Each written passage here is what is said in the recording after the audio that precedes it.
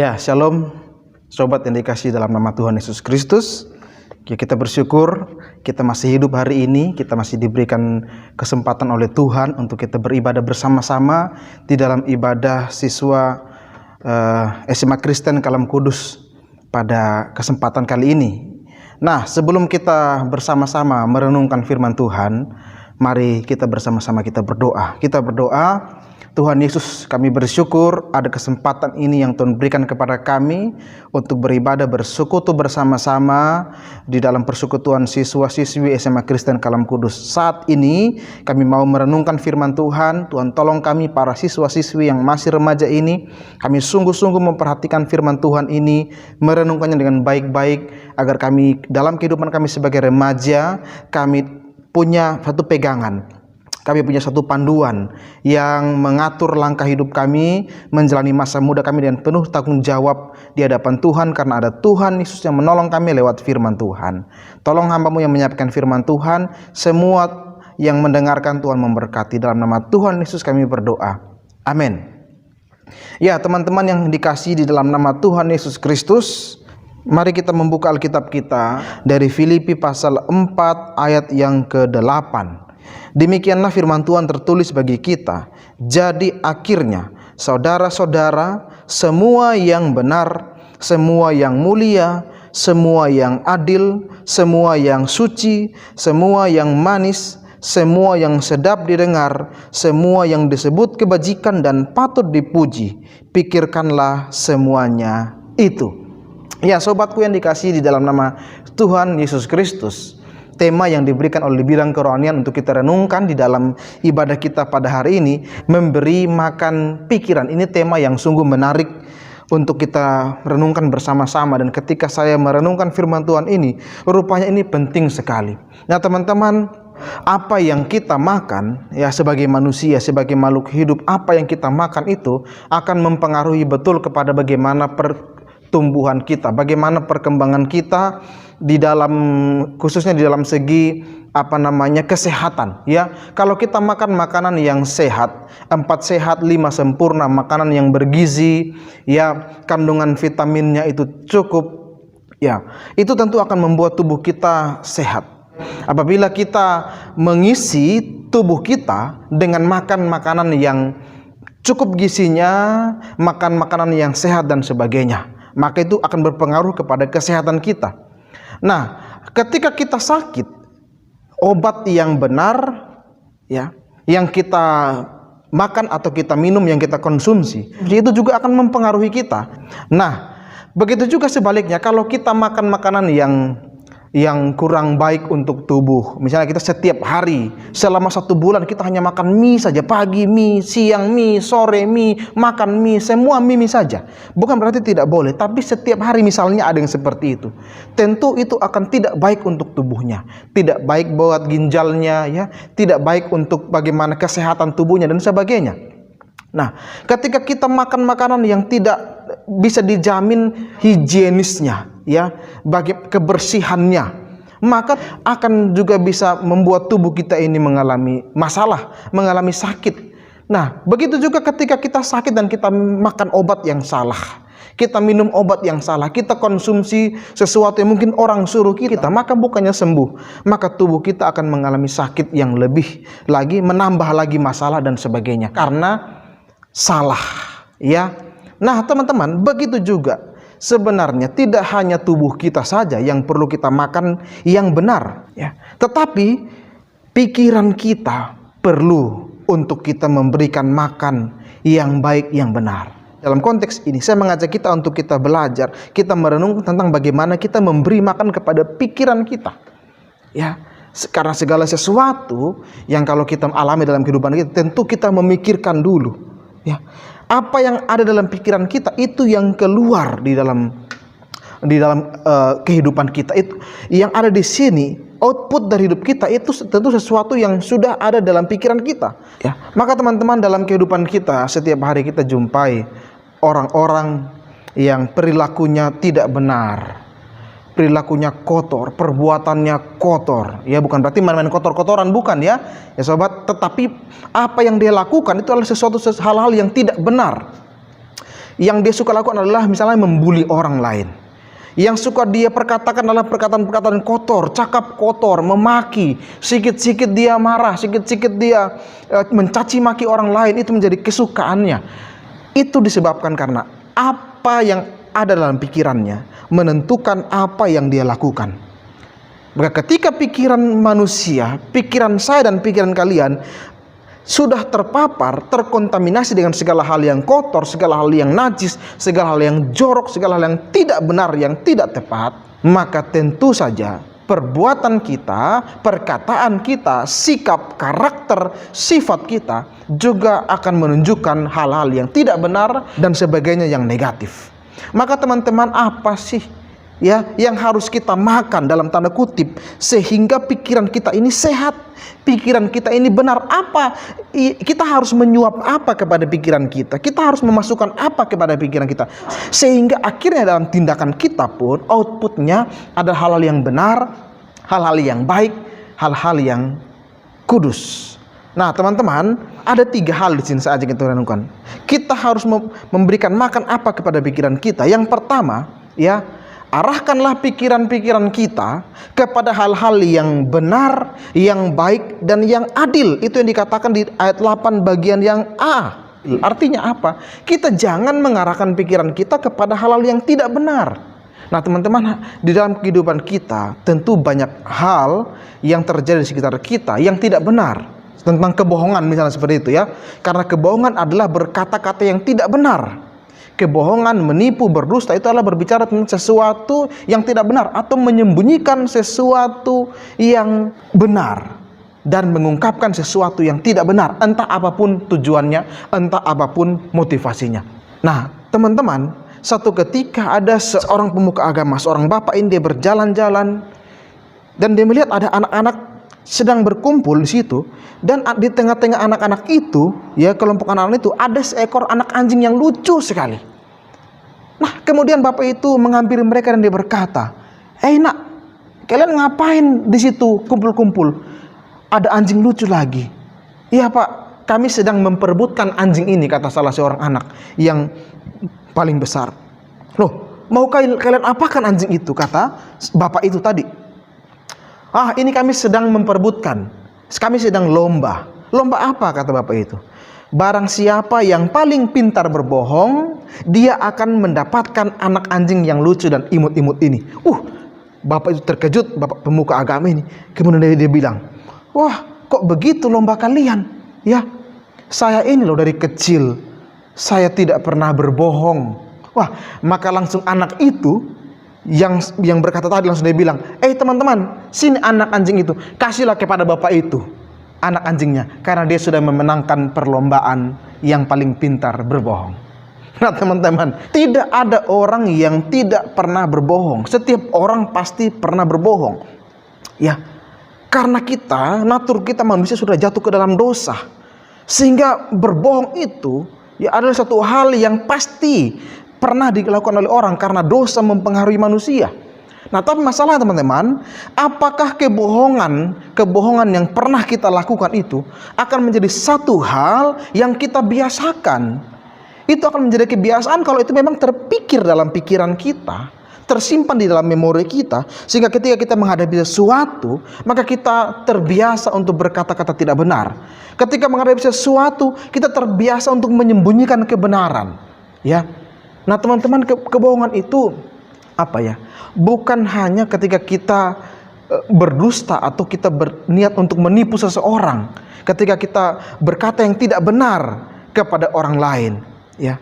Ketika kita bilang sesuatu itu tidak ada, walaupun dia ada kita bilang tidak ada. Ya, dia tidak ada kita bilang ada. Tidak hanya itu, tapi kebohongan juga bisa berarti ketika kita janji sama teman kita. Ya, kita janji nanti kita ketemu jam 3 ya teman-teman di Sujuya ya, tetapi kita tidak datang. Ya, kita tidak datang. Nah, itu kita sudah bisa dikatakan kita berkata tidak benar. Atau kita datang tapi kita datang jam 5. Ketika kita datang kita beralasan. Ya, kita tidak minta maaf tapi tadi kita bikin alasan macam-macam. Tadi saya masih bantu orang tua di rumah. Padahal ya kita lupa. Atau padahal kita sedang bermain game di rumah, kita sudah tahu jam 3, tapi kita karena sedang asiknya kita menyelesaikan game, ya lagi push rank ini, jadi akhirnya kita tidak berjumpa untuk rencana mungkin mau belajar bersama, belajar kelompok.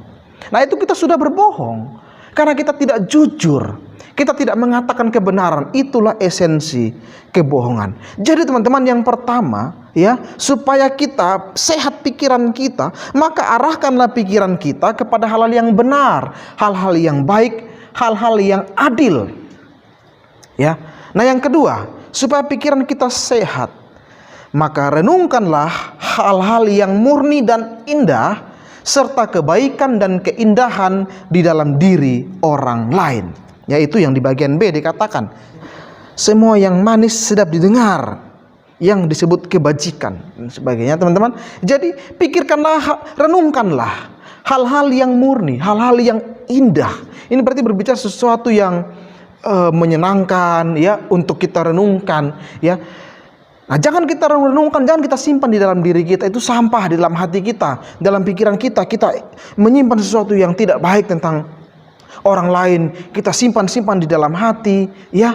Tetapi mari kita belajar untuk kita menyimpan, kita merenungkan apa yang baik yang orang lakukan kepada kita. Itulah yang kita mau renungkan, karena itu akan membuat pikiran kita sehat. Teman-teman ya, ada 2 orang yang berteman, bersahabat, mereka berjalan-jalan di padang gurun. Kemudian ya, ketika mereka berjalan dan mereka ada perdebatan, saking perdebatan itu panas, maka salah seorang, katakanlah si A, dia menampar si B. Oh, si B ditampar karena dia terkejut. Ini sahabat saya menampar saya.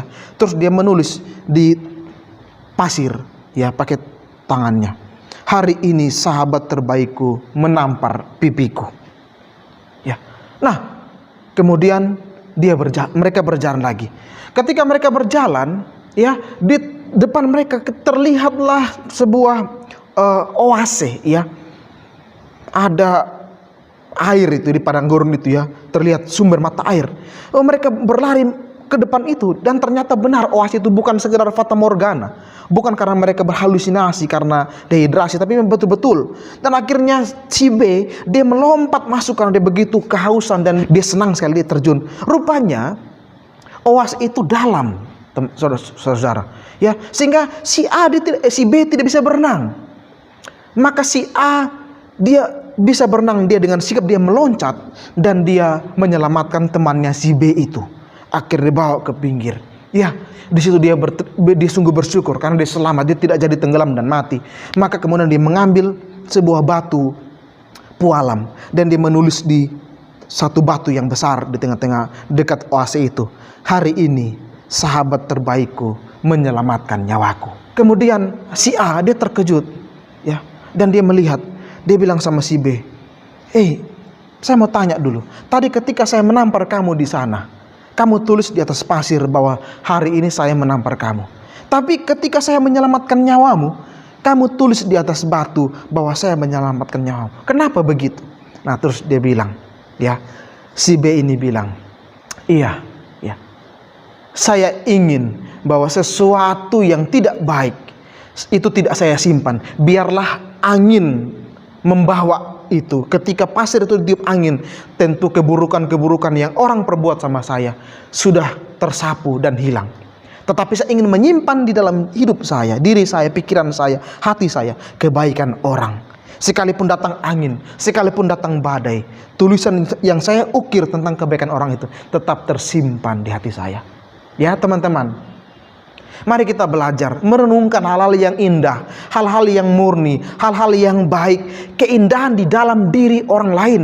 Kalau kita mau lihat, kita mau data, coba teman-teman pikir, teman satu kelasmu, ya, lihat tentang keburukannya. Hitung berapa banyak, tentu kalian akan, banyak sekali bisa kalian hitung. Ya, ini dia suka menggosip, ini suka anggar jago, ini suka merepet, ini suka membuli dan sebagainya. Pasti banyak dan kalian tulis itu tidak cukup satu lembar folio.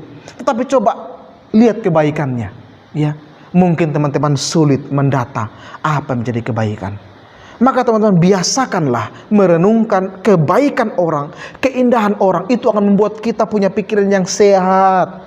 Ya, Kita tidak mudah untuk emosi, kita tidak mudah untuk membuli, membuat hal yang tidak benar kepada orang, karena kita menyimpan hal-hal yang baik, yang indah dalam diri orang lain untuk menjadi perenungan, dan kita bisa belajar itu untuk menjadi orang yang lebih baik, pikiran yang baik. Yang terakhir, yang ketiga teman-teman, yang ketiga, pikiran kita kasih makan apa? Ingatlah akan hal-hal yang menyebabkan kita memuji Allah dan bersuka cita, ya. Maka yang patut dipuji yang disebut kebaikan, pikirkanlah semuanya itu. Ayat 8 bagian C. Maka teman-teman, ya, kita tetap mengingat apa yang sudah Tuhan kerjakan dalam kehidupan kita. Maka kalau teman-teman di kelas, kalau kalian mendengar saya berdoa, kalau kalian teliti, selalu saya bilang, terima kasih Tuhan, kami masih hidup, ya. Mungkin ada anak-anak yang tertawa ketika mendengar saya berdoa, ya. Tapi teman-teman, kalau kita masih hidup, itu kebaikan Tuhan, bukan? Luar biasa. Kita hidup dan kita bisa berbuat banyak hal. Kita bisa sekolah, kita bisa belajar, kita bisa bermain, kita bisa makan, minum, kita bisa berlari, beraktivitas dan sebagainya. Kita bersyukur. Maka ingatlah kebaikan Tuhan dan bersukacitalah, bersyukurlah kepada Tuhan, ya, bahwa Tuhan begitu baik dalam kehidupan kita. Sekalipun, ingat ini, sekalipun manusia tidak baik sama Tuhan, Tuhan tetap selalu dan senantiasa baik kepada kita. Kita boleh diselamatkan dengan pengorbanan Yesus Kristus. Kurang baik apa lagi Tuhan sama kita. Maka ketika kita mengingat itu teman-teman, bersukacitalah, pujilah Tuhan, terima kasih Tuhan, saya masih hidup hari ini, maka saya masih bisa melakukan banyak hal yang baik. Saya masih bisa belajar untuk mengampuni orang, memaafkan orang, mengasihi orang dan sebagainya. Ya, saya masih bisa bermimpi untuk mendapatkan masa depan yang cerah karena Tuhan baik bagi saya. Ya, maka teman-teman, inilah 3 hal yang perlu untuk kita pikirkan, kita kasih makan pikiran kita. Ya, arahkanlah pikiran kita kepada hal-hal yang benar, yang baik, yang adil. Renungkanlah hal-hal yang murni, yang indah. Ya, kebaikan-kebaikan dan keindahan orang lain di dalam diri mereka itu kita renungkan, dan kita ingat akan hal-hal yang menyebabkan kita memuji Tuhan dan bersuka cita. Ya, mengakhiri firman Tuhan ini teman-teman, ada sebuah kisah. Satu ketika Sokrates, seorang filsuf yang sangat terkenal di masa Yunani kuno, dia didatangi oleh seseorang dan berkata kepadanya, "Guru Sokrates, saya ingin menceritakan kepadamu tentang perkataan teman tentangmu." Ya. Jadi Sokrates mendengar bahwa temannya ini, orang yang datang ini ingin menceritakan sesuatu tentang seseorang yang dikatakan teman Sokrates tentang dirinya. Ya, kemudian Sokrates berkata, "Oh, sabar saudara. Sebelum Anda menceritakan sesuatu tentang teman saya yang berbicara tentang saya ingin dulu menyaring dulu ya, ceritamu dulu ya. Lebih baik kita saring dulu lah, ya. Oke. Jadi sebelum Anda bercerita, ada 3 saringan, ya. Ada 3 saringan, 3 kali saringan sebelum kamu bisa menceritakan kepada saya. Yang pertama, katakanlah saringannya namanya kebenaran. Saya ingin bertanya, apakah yang kamu dengar tentang teman saya yang berbicara tentang saya itu adalah sesuatu yang benar? Saya pikir tidak, karena saya juga baru mendengarnya, katanya. Jadi saya tidak yakin itu benar. Oke, kalau begitu Anda tidak yakin bahwa yang kamu dengar tentang teman saya itu adalah sesuatu yang benar. Oke, sekarang yang kedua. Ini tentang kebaikan, ya. Apakah yang saudara dengar tentang teman saya itu adalah sesuatu yang baik? Tidak, ini malahan ini adalah hal yang buruk. Oke, kalau begitu kamu tidak yakin bahwa ini adalah hal yang benar, dan kemudian ini adalah hal yang buruk. Oke, yang ketiga, saringan tentang kegunaan. Apakah kira-kira yang mau kamu ceritakan kepada saya tentang teman saya itu adalah hal yang berguna bagi saya? Tidak, sama sekali tidak berguna. Oke, berarti kamu ingin menceritakan sesuatu yang kamu tidak yakin kebenarannya, bukan juga sesuatu yang baik, malah sesuatu yang buruk, dan itu tidak berguna bagi saya. Kalau begitu, saudara, saya rasa saya tidak perlu mendengar tentang ceritamu itu. Terima kasih, sampai ketemu lagi. Nah teman-teman, ya, mari kita belajar untuk kita menyaring segala sesuatu yang akan kita jadikan asupan dalam pikiran kita. Apakah itu adalah hal yang benar? Apakah itu adalah hal yang baik? Apakah itu adalah hal yang berguna? Ya, sesuai dengan apa yang kita renungkan hari ini, ya. Saudara-saudara yang dikasihi Tuhan, ya, mari kita mengarahkan pikiran-pikiran kita kepada hal-hal yang benar, hal-hal yang baik, hal-hal yang adil.